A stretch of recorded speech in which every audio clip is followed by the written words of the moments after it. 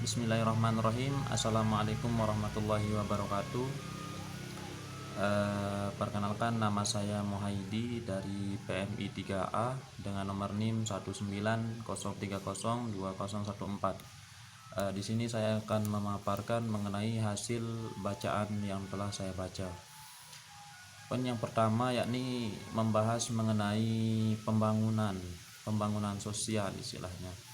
Pembangunan di sini merupakan sebuah tawaran atau pilihan yang menunjukkan ke arah pola penciptaan suasana yakni suasana kenyamanan bagi kehidupan manusia. Kemudian di sini dalam hal ini kita semua mungkin ya dan pemerintah pun menyadari betapa perlunya pembangunan sosial, di mana pembangunan sosial ini berfungsi dalam bidang kesejahteraan sosial, yakni untuk mengupayakan agar supaya bagaimana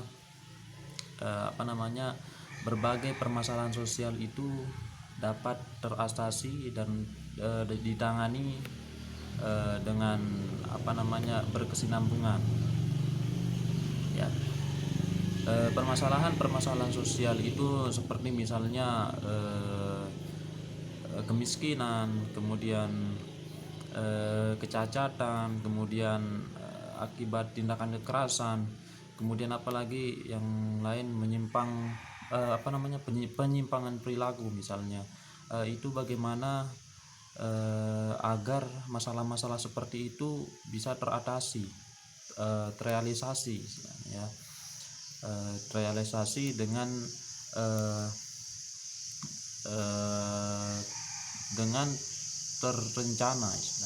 terencana maupun terpadu dan berkesinambungan.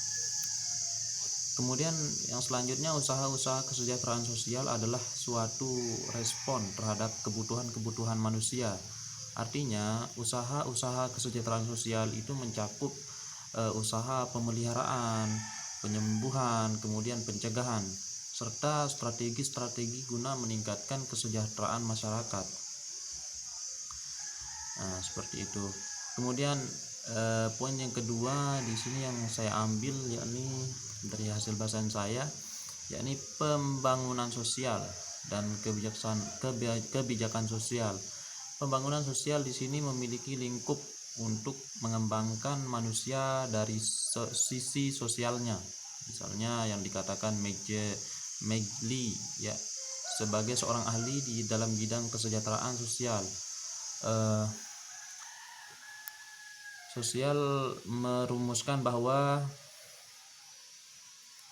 pembangunan sosial dipandang sebagai sebuah pendekatan untuk mengangkat kesejahteraan rakyat ataupun mengangkat kesejahteraan sosial. Sedangkan definisi dari kebijakan sosial adalah strategi atau tindakan-tindakan ataupun rencana-rencana untuk mengatasi masalah sosial, memenuhi kebutuhan sosial, seperti itu. Kemudian tujuan daripada kebijakan sosial itu sendiri adalah untuk merespon isu-isu dari pembangunan atau dalam pembangunan sosial ya. Kemudian poin yang ketiga, hubungan pembangunan sosial dan perencanaan sosial. Nah, bagaimana hubungan antara pembangunan sosial dan perencanaan sosial, seperti itu.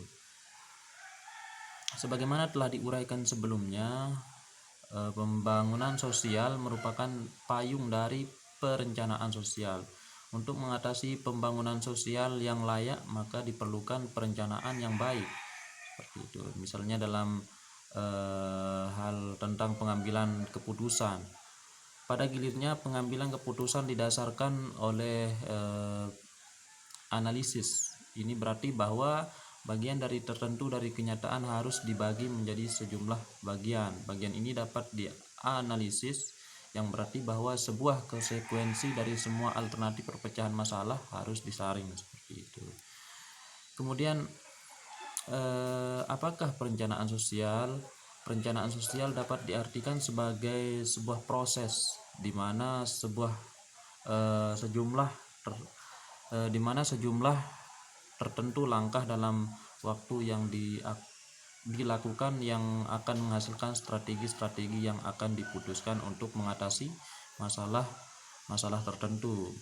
Misalnya saya ambil diri saya sebagai seorang ojek online misalnya ya.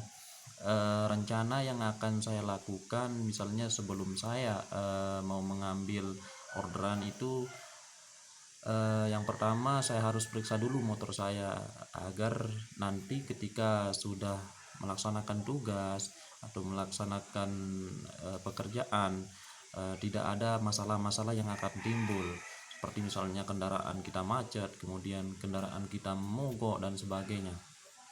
Itu yang dimaksud dengan perencanaan sosial, supaya masalah-masalah yang di belakang tidak timbul kembali seperti itu.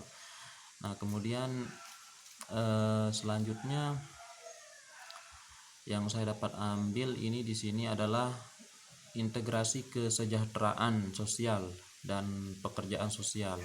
Integrasi di sini yang dimaksud adalah umumnya dikenal sebagai istilah penyatuan atau hubungan. Nah, di sini hubungan kesejahteraan sosial dan pekerjaan sosial merupakan dua sisi mata uang yang satu sama lain saling melengkapi, istilahnya seperti itu.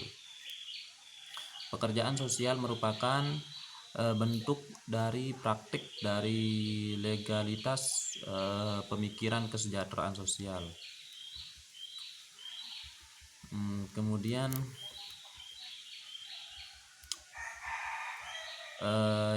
Kemudian yang selanjutnya di bab 2 saya temukan pembangunan dalam arti yang lain, yang luas ya. Dengan pembangunan sosial merupakan wacana deskriptif untuk menciptakan kemajuan dan perkembangan nilai sosial kehidupan manusia, seperti itu.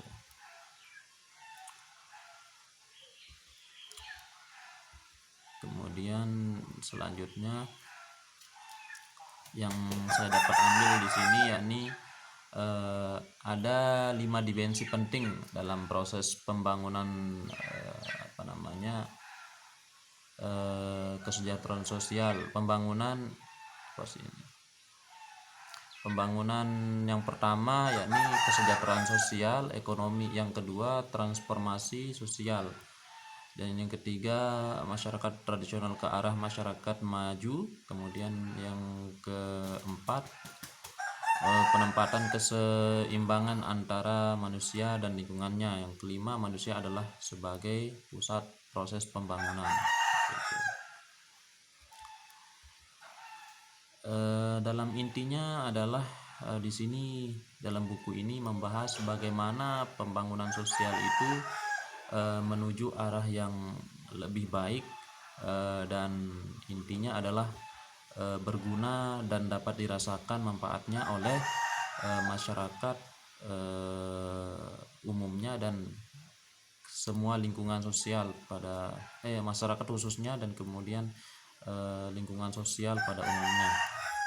Pembangunan sosial yang dilaksanakan itu bagaimana prosesnya supaya tidak ada masalah kembali yang terjadi, seperti masalah kemiskinan dan sebagainya, itu yang tadi saya sudah sebutkan, tidak timbul dan bisa diminimalisir timbulnya dari masalah-masalah itu sendiri.